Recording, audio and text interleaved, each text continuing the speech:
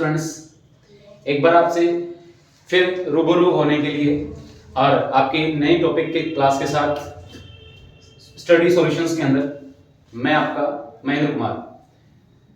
पिछली क्लास में हमने देखा था कि जो अलैंगिक जनन चल रहा था, एसेक्सुअल रिप्रोडक्शन, ठीक है, अलैंगिक जनन, ये हमने टॉपिक चल रहा था।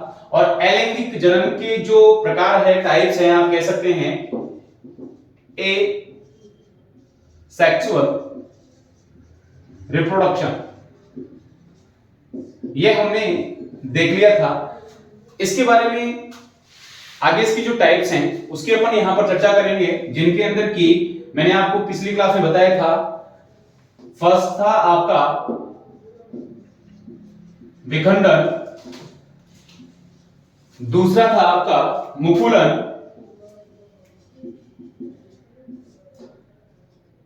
तीसरा था बीजाणु द्वारा और चौथा था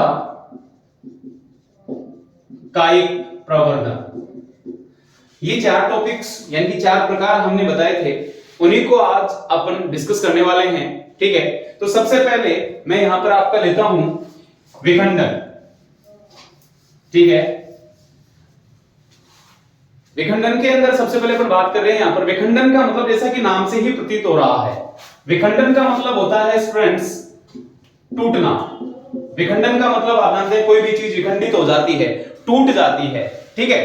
अब टूटने का जो तरीका होता है वो अलग अलग होता है। कोई भी चीज, देखिए बिल्कुल आप सिंपल वे में समझिए कि जब कोई भी चीज टूटती है, ठीक है, तो वो अनेक भागों में बढ़ जाती हैं। यहां पर भी ऐसा ही है। यहां पर क्या होगा कि जो भी जनक कोशिका है या जो भी जनक है वो क्या करता है, टूटता है, और जो भाग बनता है, टूटने के बाद जो भी भाग बनता है वो नई संतति बन जाती है, नई ऑफस्प्रिंग बन जाती है, ठीक है। तो यहां पर क्या होता है कि विखंडन द्वारा यानी कि टूटकर नई संतति का निर्माण करना, टूटकर नई संतति का निर्माण करना, जिसके अंदर की देखिए स्टूडेंट्स, यहां पर अगर अपन देखते हैं तो यहां पर इसके टू टाइप्स दिए हुए हैं, टू टाइप्स इसके होते हैं, ठीक है। पहला आता है इसका द्विविखंडन और एक आता है स्टूडेंट्स बहु विखंडन।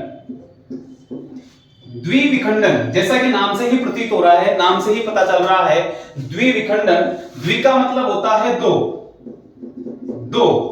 अब देखिए बेटा, इसके यानी कि जो भी जनक कोशिका होती है वो दो समान, ठीक है, जिसको अपन बोल सकते हैं बराबर, ठीक है, और दो समान व बराबर अमाप की अगर संतति कोशिकाएं बनाती हैं, ठीक है, सेल्स बना देती हैं और वो अपने जनक की तरह विकसित हो जाती हैं, तो उसको कहा जाता है द्विविखंडन, उसको कहा जाता है द्विविखंडन कहा जाता है। अब देखिए बेटा, इसके अंदर अगर अपन एग्जांपल देते हैं तो एग्जांपल लिया जाता है अमीबा का, ठीक है, अमीबा का अपन एग्जांपल लेते हैं, ठीक है, ये अमीबा है, ठीक है, और इसका न्यूक्लियाई है ये। यहां पर देखिए कि पहले इसके अंदर जो न्यूक्लियस है, ठीक है, इसका जो केंद्रक है वो क्या होता है, दो भागों में डिवाइड होता है, ठीक है। और इसके अंदर जब विभाजन हो जाता है, ठीक है, इसके अंदर जब विभाजन हो जाता है यहां पर, ठीक है, तो इस तरीके से दो अमीबा बन जाते हैं, ठीक है, इसके अंदर इस तरीके से दो अमीबा बन जाते हैं। देखिए, मैं अपनी जो एनसीईआरटी है, अपनी जो 12th क्लास है, उसके अकॉर्डिंग इसको ज्यादा मतलब लंबा न खींच करके इसको जितना मतलब शॉर्ट रूप में और अच्छे से समझा सकता हूं, मैंने वो आपको समझाने का प्रयास किया है यहां पर कि ये दो बराबर, तो ये तो जनक कोशिका हो जाएगी, ये तो जनक कोशिका, पेरेंट सेल जिसको अपन बोल सकते हैं, और ये दोनों जो होंगी स्टूडेंट्स वो संतति हो जाएगी। तो ये दो समान बराबर अमाप की संतति के अंदर क्या हो जाती है, डिवाइड हो जाती है, विखंडित हो जाती है और नई जो कोशिका है यानी कि संतति कोशिका का निर्माण कर देती है, ठीक है स्टूडेंट्स। उसके बाद सेकंड आता है आपका, सेकंड आता है बहुविखंडन, बहु यानी ज्यादा, ठीक है। यहां पर द्वि के अंदर दो था, ठीक है, यहां पर बहु के अंदर यानी कि ज्यादा, यानी कि यहां पर क्या होगा कि जो जनक कोशिका है, जो जनक कोशिका है वो एक से दो से अधिक भागों के अंदर विखंडित होकर के, ठीक है, वो क्या करती हैं, नई संतति कोशिकाओं का निर्माण करती हैं, ठीक है। तो यहां पर क्या होता है बेटा, अपन एग्जांपल ले सकते हैं यहां पर प्लाज्मोडियम का, प्लाज्मोडियम, ठीक है। प्लाज्मोडियम के अंदर क्या होता है कि बहुविखंडन की क्रिया होती है और इसके अंदर यानी कि इनके अंदर जो इनका नाभिक जो होता है वो लगातार रूप से बहुविभाजन करता है, ठीक है। इनका जो नाभिक है वो बहुविभाजन कर लेता है, ठीक है। और यानी कि एक ही के अंदर, एक ही जो सेल है उसके अंदर बहुत सारे नाभिक बन गए, और जब इसका विखंडन होता है तो जब अलग अलग जब नाभिक बन जाते हैं तो ये सभी ही सारे के सारे अलग अलग सेल्स का निर्माण कर लेते हैं, अर्थात ये फिर से इसको आप जनक कोशिका बोलेंगे और ये सारी की सारी बन जाती हैं संतति कोशिकाएं, ये सारी की सारी बन जाती हैं संतति कोशिकाएं। तो इस प्रकार से द्विविखंडन यानी कि दो और बहुविखंडन यानी कि दो से अधिक, ठीक है। तो इस तरीके से विखंडन द्वारा क्या होता है, जनन की अर्थात अलैंगिक जनन की क्रिया होती है, ठीक है। इसके बाद अगला जो आता है अपना सेकंड, मैंने आपको बताया था बेटा सेकंड टाइप जो आता है अपना इसका अलैंगिक जनन का, वो आता है स्टूडेंट्स मुकुलन। सेकंड जो आता है वो आता है मुकुलन, ठीक है। मुकुलन को इंग्लिश के अंदर जनरली बडिंग के नाम से भी बोला जाता है स्टूडेंट्स, BUDDING,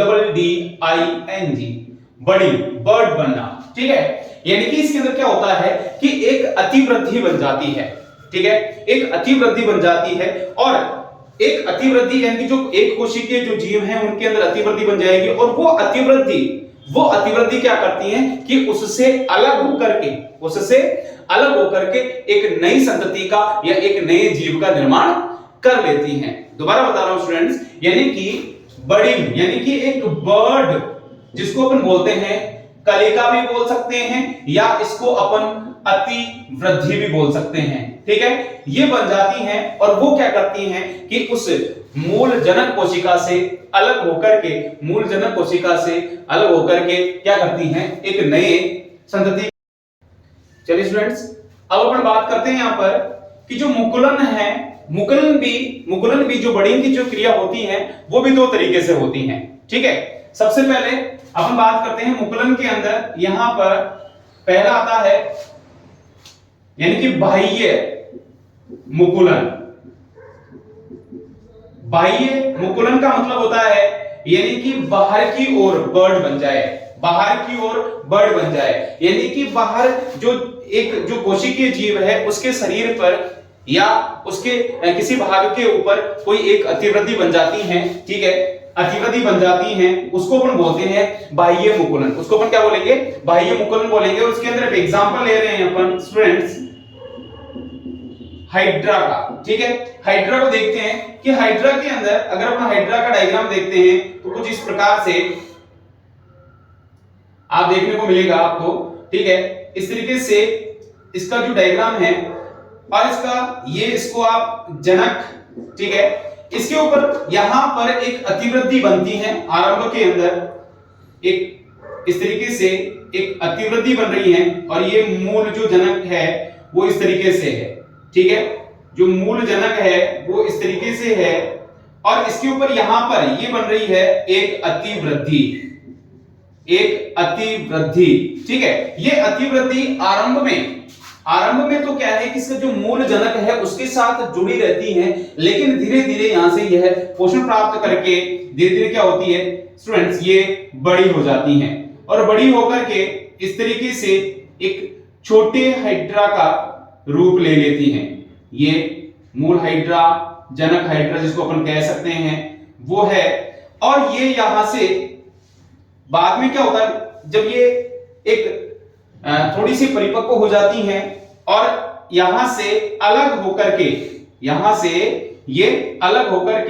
एक नए छोटे हाइड्रा के रूप में यहां पर इस तरीके से डेवलप हो जाती हैं, जिसको अपन कहते हैं संतति। ठीक है, ये जनक था और ये संतति। तो इस तरीके से एक नए हाइड्रा का निर्माण हो जाता है। उसके बाद सेकंड जो आता है वो आता है स्टूडेंट्स बाह्य के बाद आता है आंतरिक मुकुलन।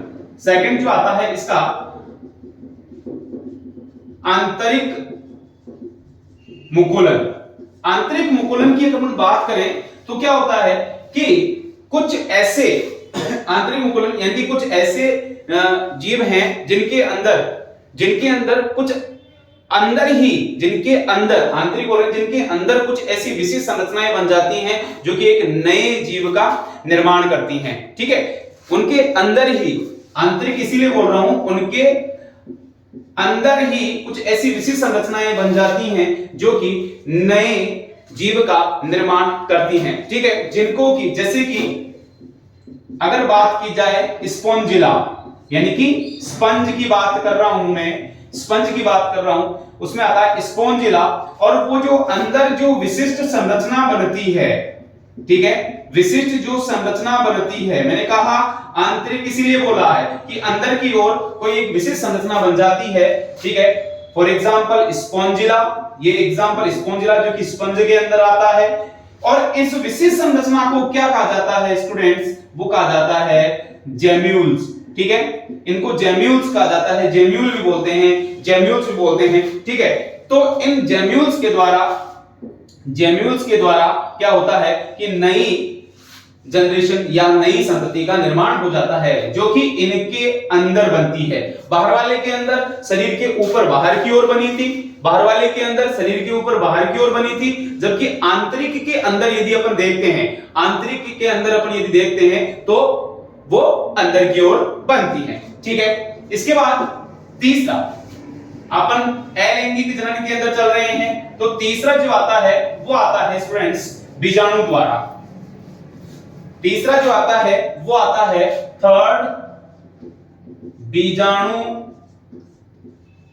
द्वारा। बीजाणु द्वारा देखिए स्टूडेंट्स, बीजाणु द्वारा यानी कि कुछ ऐसे जीव जिनमें की अपन बात करते हैं खास तौर से कवक व शैवाल की। ठीक है, इनके अंदर स्पेसिफिक रूप से बात कर रहे हैं, कवक और शैवाल की बात करते हैं। तो इनके अंदर क्या होता है कि कुछ ऐसी संरचनाएं बनती हैं जो कि गतिशील होती हैं। ठीक है, अभी पहले बात कर रहा हूं कि गतिशील संरचना का निर्माण होता है। ठीक है, गतिशील संरचना का निर्माण होता है जिनको कहा जाता है चल बीजाणु। चल बीजाणु, ठीक है, चल बीजाणु इनको कहा जाता है, यानी कि ये गतिशील मूवमेंट करने वाली होती हैं, इसलिए इनको नाम दिया गया है चल बीजाणु। और इंग्लिश में इनको कहा जाता है जूस्पोर्स बोलते हैं, इंग्लिश में इनको बोलते हैं जूस्पोर्स। ठीक है, तो इन चल बीजाणुओं के द्वारा ही नई जनरेशन का निर्माण होता है। ये सूक्ष्म एक कोशिकीय और समान रूप से एक पतली भित्ति युक्त संरचनाएं होती हैं। कैसी होती हैं चल बीजाणु? ये सूक्ष्म होती हैं, एक कोशिकीय होती हैं और पतली भित्ति युक्त होती हैं स्टूडेंट्स। ठीक है, पतली भित्ति युक्त होती हैं जो कि नए जीव का निर्माण करती हैं। इसमें एग्जांपल लेते हैं अपन स्टूडेंट्स क्लेमाइडोमोनास।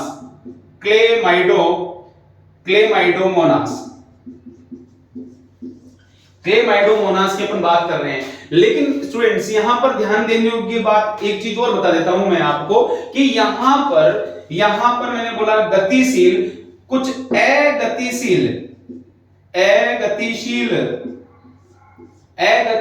संरचना भी होती हैं जिनको कहा जाता है स्टूडेंट्स अचल बीजाणु। ठीक है, अचल बीजाणु कार्य सेम वो का वही है, उसी प्रकार से नई जनरेशन का निर्माण करेगी, नई जनक जो है वो संतति का निर्माण करेंगे। ठीक है, लेकिन यहां पर अचल होंगे, यानी कि गतिशील नहीं होंगे, और जब गतिशील नहीं होंगे तो इनको नाम दिया गया है अचल बीजाणु। और एग्जांपल आता है यहां पर बेटा यूलोथ्रिक्स। ठीक है, यहां पर सफिशिएंट है। देखिए आपके एग्जाम के अकॉर्डिंग मैं आपको यहां पर बात कर रहा हूं, एग्जाम के अकॉर्डिंग बहुत सारे एग्जांपल्स हो सकते हैं। मैंने यहां पर कवक और शैवाल मैंने आपको बता दिया, कवक और शैवाल मैंने आपको बता दिया, लेकिन फिर भी आप अपने एग्जांपल की यानी कि एग्जाम के हिसाब से देखते हैं तो मैं आपको यहां पर क्लेमाइडोमोनास, ठीक है, ये आपका गतिशील जल बीजाणु का, और यूलोथ्रिक्स मैंने आपको बता दिया अगतिशील जो संरचना होती है उसके द्वारा आपका बीजाणु द्वारा जनन की क्रिया होती है। अब देखिए स्टूडेंट्स, तीसरा यहां पर अपना यानी कि थर्ड टाइप यहां पर कंप्लीट होता है, और फोर्थ टाइप अपना आता है यहां पर कायिक प्रवर्धन। फोर्थ टाइप आता है स्टूडेंट्स अपना, फोर्थ आता है कायिक प्रवर्धन, ठीक है, जिसको कि हम वेजिटेटिव प्रोपागेशन, ठीक है, वेजिटेटिव प्रोपागेशन। देखिए नाम से ही प्रतीत हो रहा है कायिक, ठीक है, वेजिटेटिव यहां पर बोला गया है, कायिक शब्द बना है स्टूडेंट्स काय, और काय का मतलब होता है शरीर, ठीक है, कायिक शब्द बना है काय से, और काय का मतलब होता है शरीर, अर्थात पादप शरीर का कोई भाग, ठीक है, पादप शरीर का कोई भाग। और मुख्य रूप से स्टूडेंट्स इसके अंदर आता है, तीन चीजें आती हैं, जड़, तना और पत्ती, ठीक है, जड़, तना और पत्ती, यानी कि ये तीन इंपॉर्टेंट पार्ट हैं, ठीक है, ये तीन इंपॉर्टेंट पार्ट है जिनके द्वारा की कायिक प्रवर्धन की क्रिया होती है, अर्थात शरीर का कोई भाग, ठीक है, शरीर का कोई भाग जो है वो जब उसको अनुकूल परिस्थितियां मिल जाए, शरीर का कोई भाग जब उसको अनुकूल परिस्थिति मिल जाए, ठीक है, जब उसको अनुकूल परिस्थिति मिल जाती है तो उस अनुकूल परिस्थिति के अंदर वो एक नए पादप का निर्माण कर लेता है, एक नए पादप का निर्माण कर लेता है, ठीक है, तो उसको आप बोलते हैं कायिक प्रवर्धन, ठीक है। अब कायिक प्रवर्धन के अंदर देखिए बेटा मैंने तीन भागों के नाम लिखे हैं, अर्थात इन तीनों से ही कायिक प्रवर्धन की क्रिया होनी है। तो यहां पर अपन देखते हैं सबसे पहले, यानी कि जो कायिक प्रवर्धन की जो क्रिया होती है वो अपन पढ़ते हैं सबसे पहले इसमें जड़ द्वारा, ठीक है, जड़ द्वारा, यानी कि जो जड़ होती है, रूट जो होती है, ठीक है, रूट जो होती है वो रूट जो होती हैं वो कायिक प्रवर्धन के अंदर किस प्रकार से पार्टिसिपेट करती हैं। देखिए कि जो आपने देखा होगा जो मूसला मूल होती हैं, मूसला मूल, देखिए मूसला मूल और झगड़ा मूल आपने पढ़ा है, ठीक है, या जिनको अपन रेशेदार मूल भी बोलते हैं अपन, ठीक है, तो ये क्या करती हैं बेटा कि इनके ऊपर कुछ अपस्थानिक कलिकाएं बन जाती हैं, इनके ऊपर कुछ अपस्थानिक कलिकाएं बन जाती हैं, और उन अपस्थानिक कलिकाओं के द्वारा नए पादपों का निर्माण हो जाता है, अपस्थानिक कलिकाओं के द्वारा कुछ नए पादपों का निर्माण हो जाता है, ठीक है, और ये नए पादप का निर्माण करते हैं और इस तरीके से एक नया प्लांट बन जाता है, ठीक है। अगर अपन बात करें जैसे कि एग्जांपल में दे रहा हूं यहां पर शीशम और अमरूद का, ठीक है, शीशम और अमरूद का मैं यहां पर एग्जांपल दे रहा हूं। इसमें क्या होता है कि जड़ द्वारा, ठीक है, इनकी शीशम और अमरूद की जो है वो जड़ होती है, उनके ऊपर यानी कि उनकी जो मूल होती है उसके ऊपर अपस्थानिक, यानी कि उनके किसी स्थान के ऊपर अपस्थानिक क्या होती है कि एक कलिका बन जाती है, और वो कलिका डेवलप होकर के वो कलिका यानी कि जब जैसे ही कलिका बनेगी, ठीक है, वो कलिका डेवलप होकर के एक नए पादप का निर्माण कर देती है, ठीक है। इसके अलावा अगर बात करें कि कुछ मांसल जड़ों की बात करें, ठीक है, कुछ मांसल जड़ की बात करें, मांसल का मतलब होता है मोटा, ठीक है, मांसल का मतलब होता है मोटा, यानी कि जो मोटी जड़ें होती हैं, ठीक है, खास तौर से आप एग्जांपल लेंगे यहां पर, अगर मैं बात करता हूं शकरकंद का, ठीक है, शकरकंद, जिसको कि शकरकंद को अपन सामान्य भाषा के अंदर स्वीट पोटैटो भी बोलते हैं आप, ठीक है, स्वीट पोटैटो भी बोलते हैं, शकरकंद बोलते हैं, ठीक है। वो क्या करती हैं, जब वास्तविकता के अंदर उनके अंदर कई बार एक अपस्थानिक कलिका जो होती है, सेम ऐसे ही, ठीक है, अपस्थानिक कलिका होती है, वो क्या करती है कि एक नए पादप का निर्माण कर जाती है, अर्थात जो संतति कोशिका शुरू में जो उनके ऊपर डेवलप होगी और डेवलप होने के बाद वो एक नए प्लांट का निर्माण कर जाती हैं, ठीक है स्टूडेंट्स। ये हुआ अपना जड़ द्वारा कायिक प्रवर्धन की क्रिया, ठीक है। अब आता है अगला जो आता है अपना अगला जो आता है बी, तने द्वारा, ठीक है,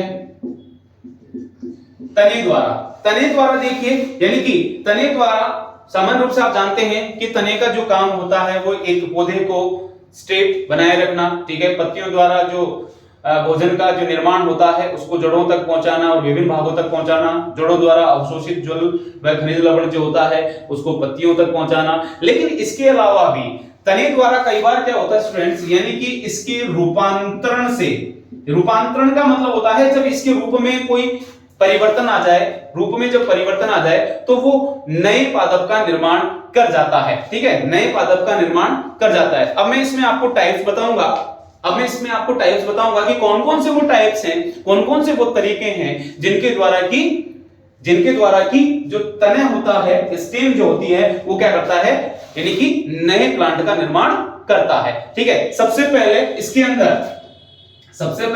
अपन इसके अंदर नंबर 1 लेते हैं प्रकंद, ठीक है, प्रकंद तने, ठीक है, प्रकंद तने देखिए जिनको कि राइजोम्स भी बोलते हैं। प्रकंद तनों के अंदर सामान्य रूप से जब प्रतिकूल परिस्थितियां होती हैं, ठीक है, देखना स्टूडेंट्स, जब प्रतिकूल परिस्थितियां होती हैं, प्रतिकूल परिस्थिति होगी तो प्रतिकूल परिस्थिति के अंदर ये भोजन संग्रहण करेगा, ठीक है, प्रतिकूल परिस्थितियां होगी तो ये भोजन संग्रहण करेगा। लेकिन जैसे ही इनको अनुकूल परिस्थिति मिलेगी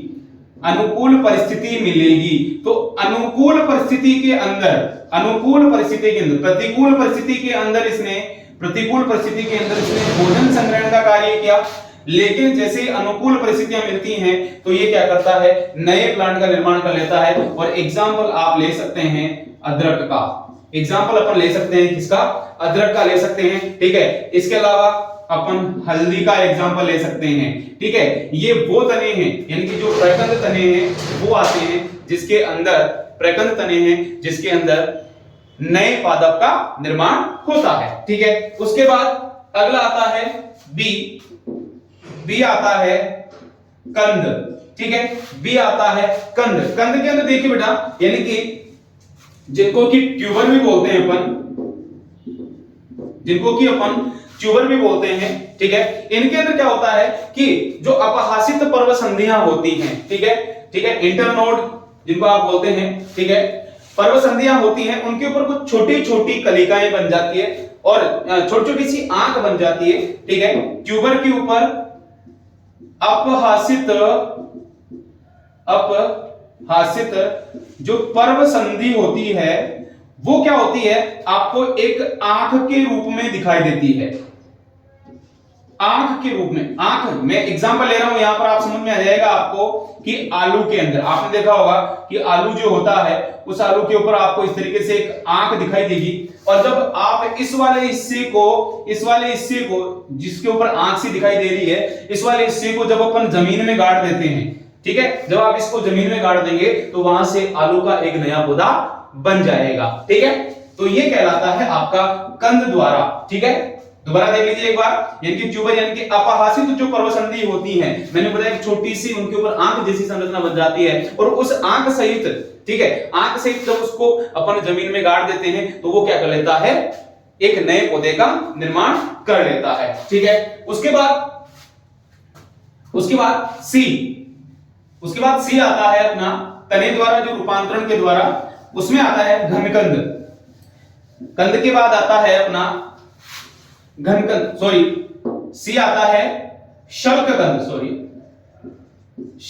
आता है, ठीक है। शल्ककंद के अंदर इसमें क्या होता है कि शल्क, ठीक है, यानी कि जितने भी जो उसके अंदर जो छोटी छोटी जो कलिकाएं होंगी, छोटी छोटी जो कलिकाएं होंगी, वो क्या करती हैं, इसके अंदर नए प्लांट का निर्माण करती हैं, नए प्लांट का निर्माण करती हैं, जिसके अंदर की मुख्य रूप से आप लहसुन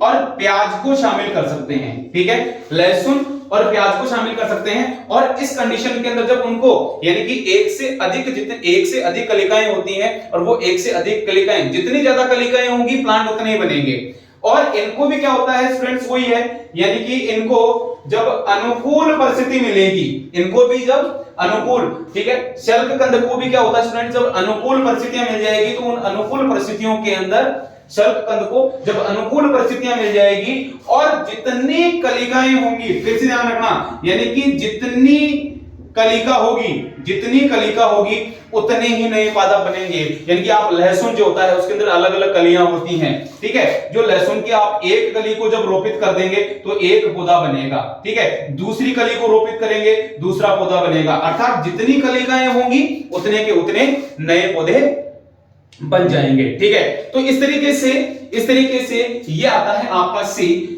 शल्ककंद द्वारा, सी आता है शल्ककंद द्वारा। ठीक है, अगला स्टूडेंट्स डी आ रहा है अपना घनकंद द्वारा।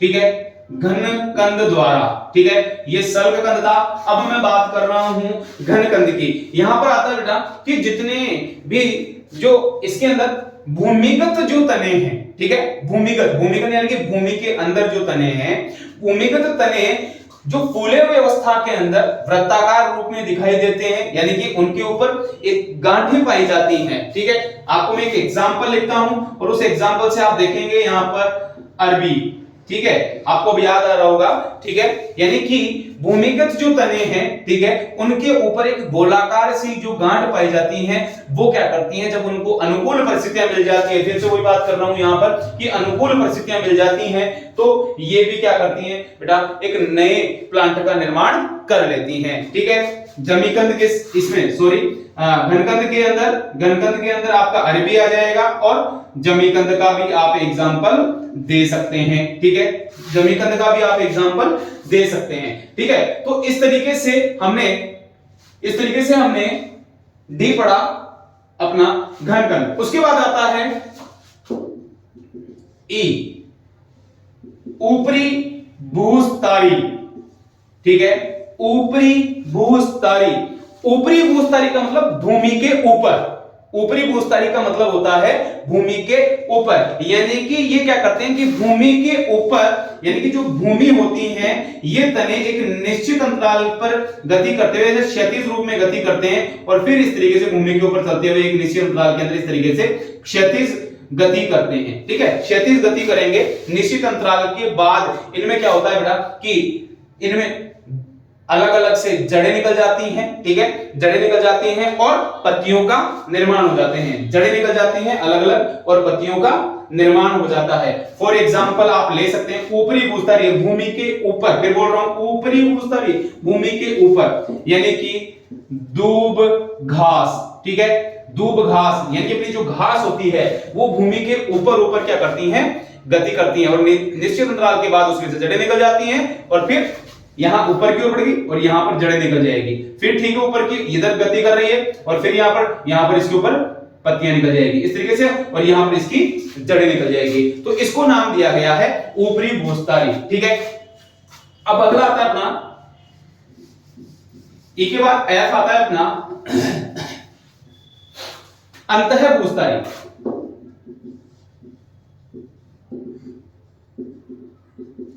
अंतः भूस्थारी, देखिए बेटा ऊपरी भूस्थारी में आपने देखा कि भूमि के ऊपर, ठीक है, चल रहा था और अंतः भूस्थारी के अंदर क्या होता है कि पतली भूमि, भूमि के अंदर अंतः आ गया ना, तो भूमि के अंदर पतली पतली भूमिगत शाखाएं क्या करती हैं, गति करती हैं, गमन करती हैं, आगे की ओर बढ़ती रहती हैं और जो इनका जो वायवीय तना है, ठीक है, भूमि के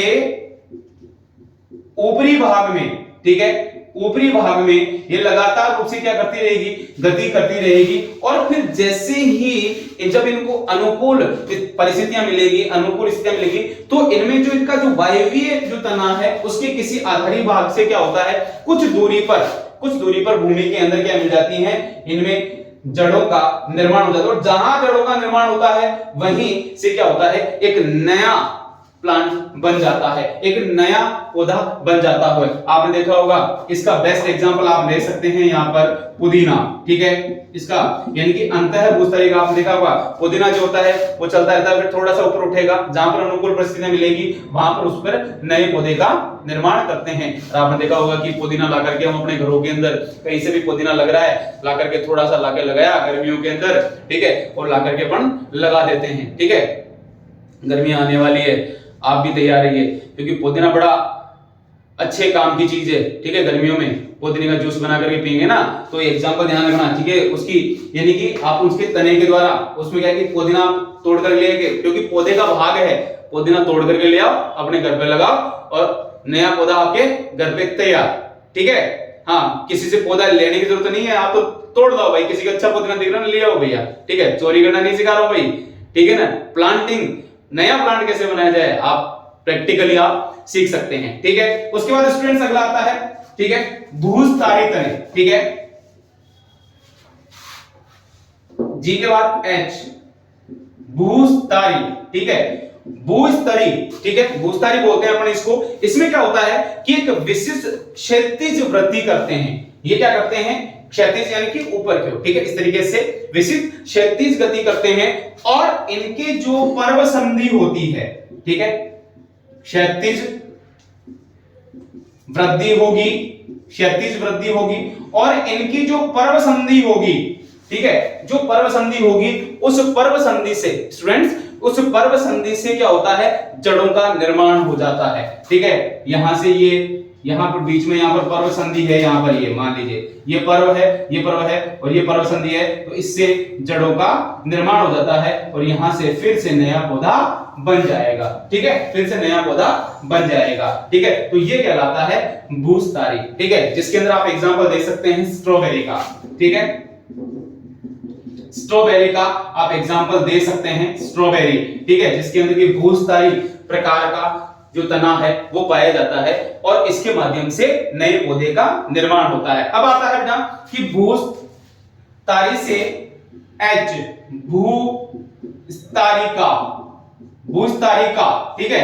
भूस्थायिका के अंदर क्या होता है बेटा कि भूस्थायिका के अंदर केवल एक पर्व होता है, ठीक है, इसके अंदर एक पर्व से ही, ठीक है, एक पर्व से ही क्या होता है, नए पादप का निर्माण हो जाता है, नए पादप का निर्माण हो जाता है, एक पर्व से ही नए पादप का निर्माण होता है। खासतौर से जो जलीय पौधे हैं, ठीक है, जो जलीय पौधे होते हैं उनके अंदर भूस्थायिका से, ठीक है, भूस्थायिका से नए, भूस्थायिका प्रकार से या भूस्थायिका जो तने हैं उनसे नए पौधे का निर्माण हो जाता है, ठीक है, जिनमें केवल एक पर्व जो है वो इसमें क्या करती है, पार्टिसिपेट करती हैं। और जलीय पौधों की बात कर रहा हूं तो यहां पर आप एग्जांपल लिख सकते हैं जलकुंभी का, ठीक है, जलकुंभी, ठीक है, इकॉर्निया क्रेसिपस जिसको अपन बोलते हैं, इंपॉर्टेंट, इसके ऊपर एक क्वेश्चन आने वाला है बेटा, जो 12th का एग्जाम दे रहे हैं, जो बच्चे 12th का एग्जाम दे रहे हैं, इसके ऊपर जलकुंभी के ऊपर एक क्वेश्चन आने वाला है, ठीक है, लगभग आता रहता है इसके ऊपर क्वेश्चन, जिसके की चर्चा अपन अगली क्लासों के अंदर करेंगे, ठीक है, इंपॉर्टेंट इसको जलकुंभी को, ठीक है, जो भी स्टूडेंट रनिंग में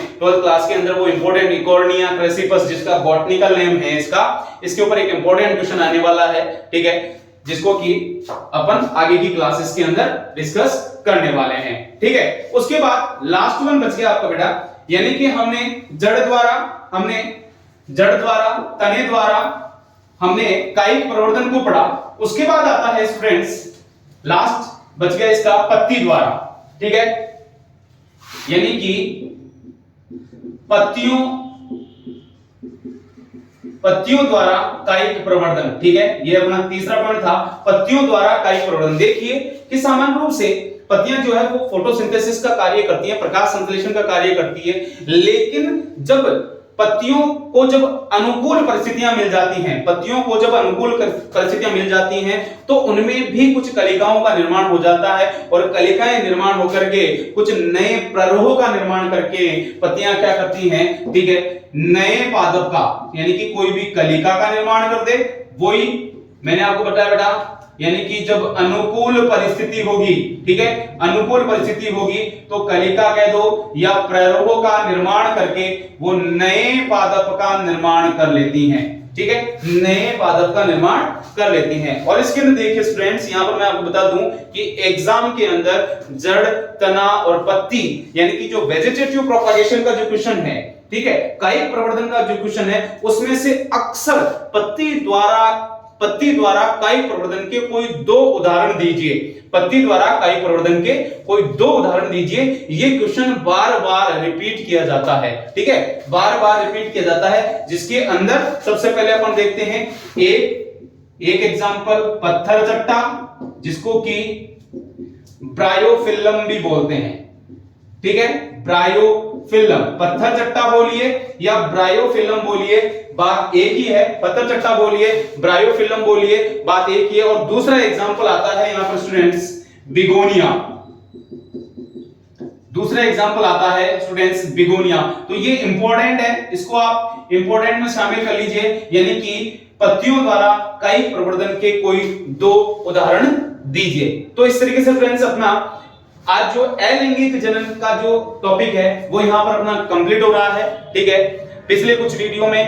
पिछले वीडियो के अंदर आपके बहुत अच्छे कमेंट्स मिले, ठीक है, उनके लिए आपका बहुत बहुत धन्यवाद, ठीक है। हमारे चैनल को लाइक, शेयर और सब्सक्राइब करते रहिए, ठीक है, और आपका प्यार यूं ही बनाए रहिए। Thank you.